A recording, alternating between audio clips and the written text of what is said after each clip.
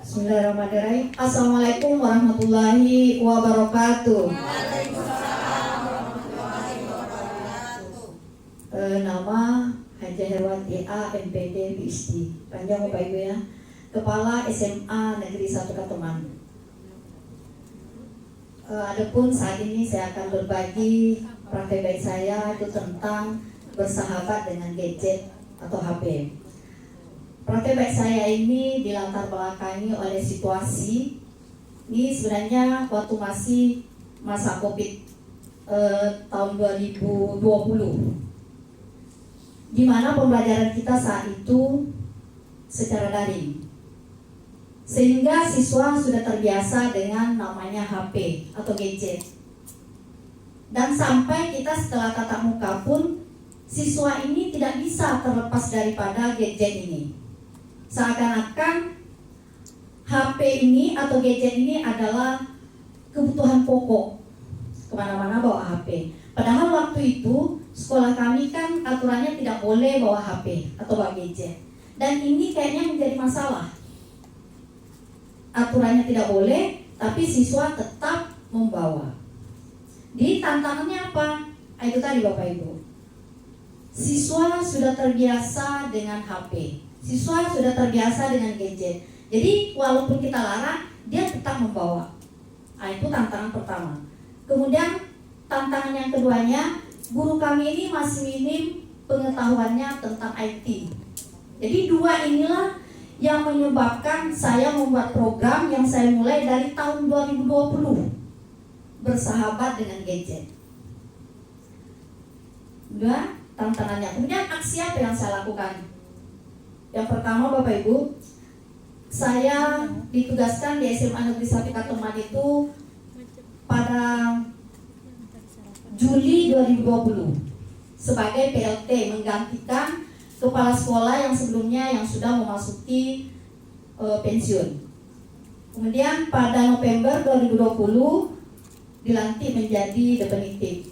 Padahal sebenarnya Bapak Ibu, saya punya mimpi. Kenapa saya sampai mengambil PhD Bapak Ibu ya? Sebenarnya saya punya mimpi ingin nisbah ke perguruan tinggi sebenarnya Bapak Ibu. Karena saya itu sebenarnya dikenal sebagai dosen.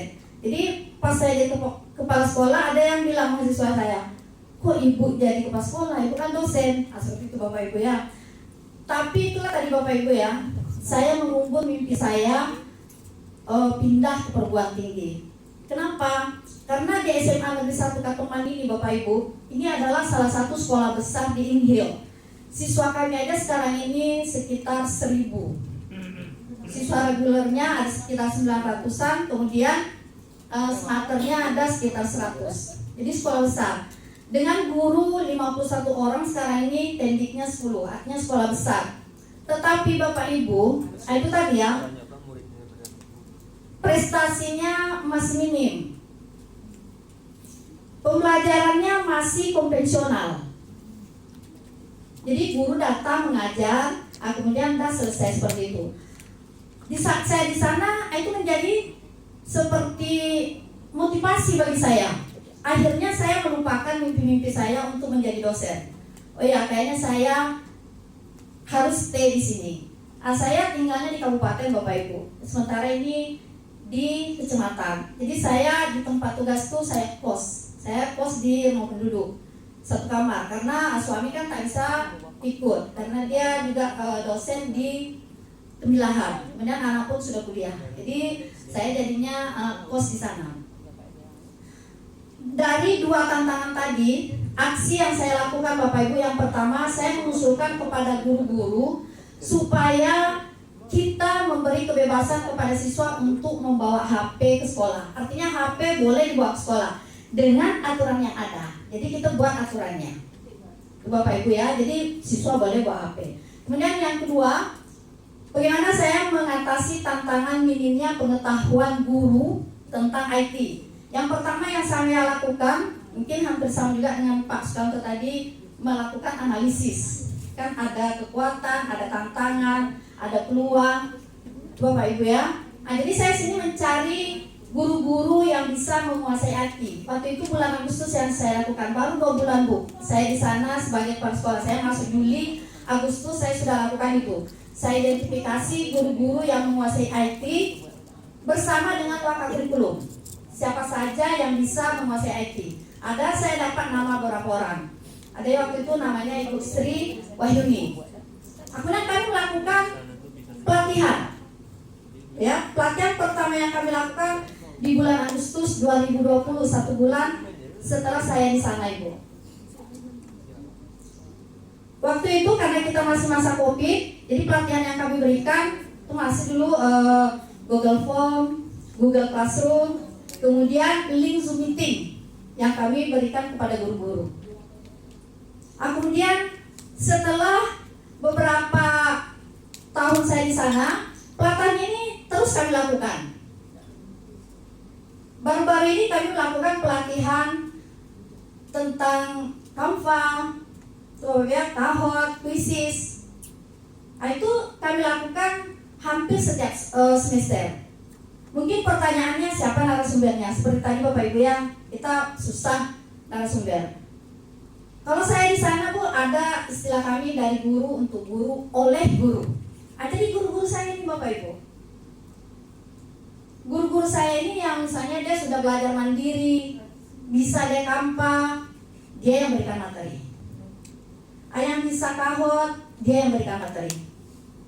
Yang bisa AI, yang berikan materi. Saya juga belajar. Memang awalnya guru-guru saya ini bilang, Bu, kami tak sanggup. Kami latihan dulu, Bu. Saya suruh mereka hidupkan fokus latihan. Biar saya dengarkan dulu. Di mana kekurangannya, kemudian bagaimana berbicara di depan, seperti itu Bapak Ibu kami lakukan.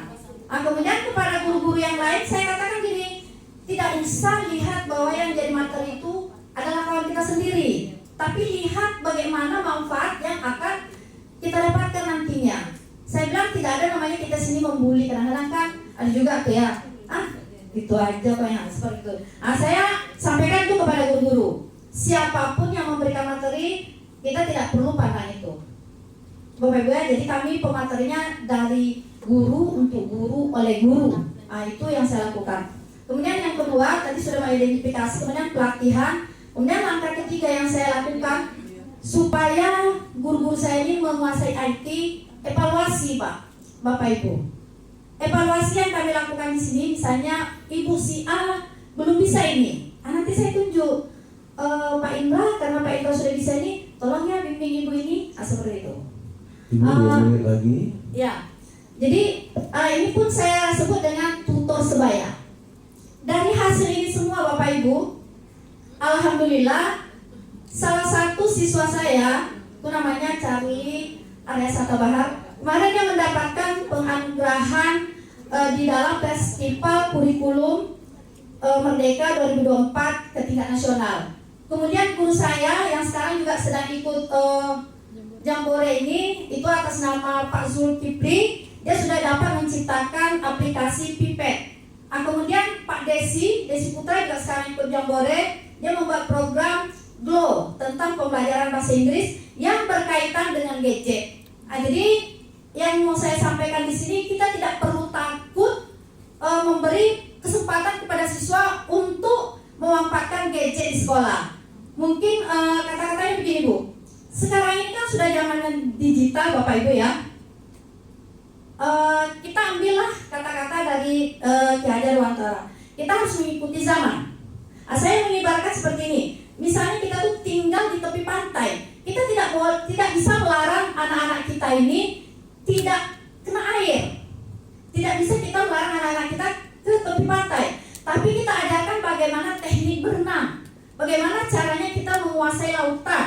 Begitu juga dengan gadget ini Bapak Ibu. Jadi kita tidak bisa melarang anak-anak kita ini tidak membawa gadget ke sekolah. Jadi satu lagi Bapak Ibu, kami kemarin karena anak kami ini mungkin juga sudah bisa tentang IT, kami menjadi perwakilan PISA pada tahun 2022. Saya rasa demikian. Wabillahi taufiq wal hidayah. Wassalamualaikum warahmatullahi wabarakatuh. Waalaikumsalam warahmatullahi wabarakatuh. Baik Ibu, terima kasih. Kita lanjutkan dengan sesi diskusi. Silakan, ada yang mau berbagi gadgetnya? Bagi pertanyaan, silakan. Atau Sabtu udah nanya belum tadi? Belum, Oh, ya. saya belum ada nanya. Izin Bu, saya tertarik, malah mungkin saya mau mengadopsinya kalau ini memang bisa gitu ya Bu ya. Karena Ibu membolehkan anak-anak membawa jajan di sekolah. Sampai saat ini kalau di sekolah saya jajan ini sangat terbatas, kecuali ada kebutuhan oleh guru mapel tertentu baru anak dibolehkan bawa handphone. Itu pun dikumpulkan dulu oleh wali kelasnya, nanti pada saat mau dipakai untuk pembelajaran baru diserahkan. Karena ada kekhawatiran itu tadi ya Bu ya. Nah, saya mau tanya nih, bagaimana Ibu mengedukasi anak, bagaimana mereka bisa memanfaatkan gadget ini? Ayo gunakan dengan baik dan tidak menggunakan ke hal-hal negatif, apalagi di saat belajar yang sampai mengganggu pelajaran. Nah, mungkin ada tipsnya dari Ibu yang bisa kami adopsi. Itu saja Bu, terima kasih. Terima kasih Bu Agustina. Memang pasti ada hal negatifnya. Inilah yang kami pikirkan. Seperti tadi yang saya katakan, guru kami itu awalnya kan minim tentang IT. Kami lakukan pelatihan. Jadi karena guru kami, alhamdulillah, bukan saya katakan bahwa semuanya sudah menguasai IT, tidak Bapak Ibu ya. Masih juga ada yang belum. Tapi kami berusaha di kelas itu pembelajarannya berbasis IT. Kemudian untuk siswa itu kebanyakan tugasnya Bapak Ibu ya, saya buat tugas apakah berkelompok ataupun misalnya individu, nanti mereka membuat dalam bentuk video. Kemudian nanti video ini diupload ke TikTok atau ke YouTube atau ke Instagram. Link inilah nanti yang dikirim ke gurunya. Kalau menurut kami ya, analisis kami di sekolah, dari jam 7.15 sampai jam 4.15 karena kami full day, kalau anak terus dan terus menerus diedukasi tentang manfaat positif gadget ini, saya rasa pun di otak dia pun akan terekam bahwa ternyata gadget ini manfaatnya sangat banyak dibanding daripada hal negatifnya. Karena itulah yang kami lakukan. Kemudian ada juga guru misalnya dah, apalagi kita kan pembelajaran yang berdiferensiasi, misalnya dari segi konten.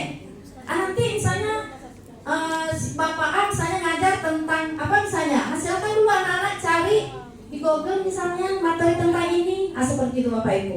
Jadi digunakan juga sebagai sumber materi di kelas.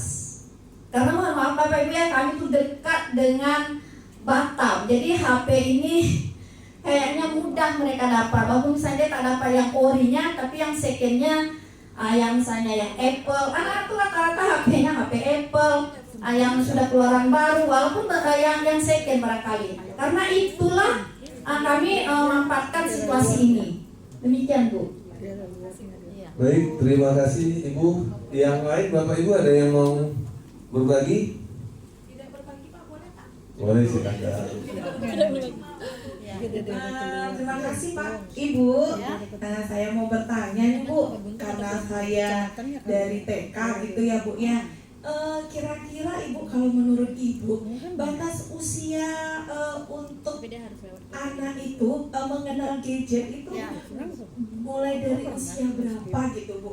Karena di sekolah kami itu perkara gadget ini Bu itu bisa besar Bu ya.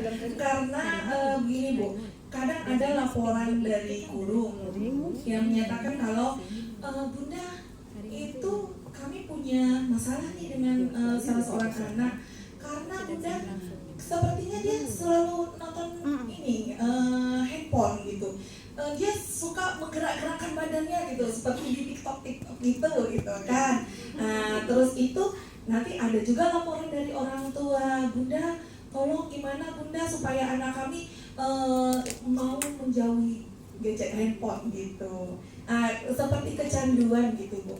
Jadi satu lagi mohon triknya gitu ya Bu ya, gimana? Terima kasih Bu. Ya, silakan Ibu. Terima kasih Bu. Kenapa saya ini berani menerapkan di sekolah Bapak Ibu ya, gadget ini boleh dibawa. Sebenarnya saya sudah melakukan riset untuk 2 anak saya.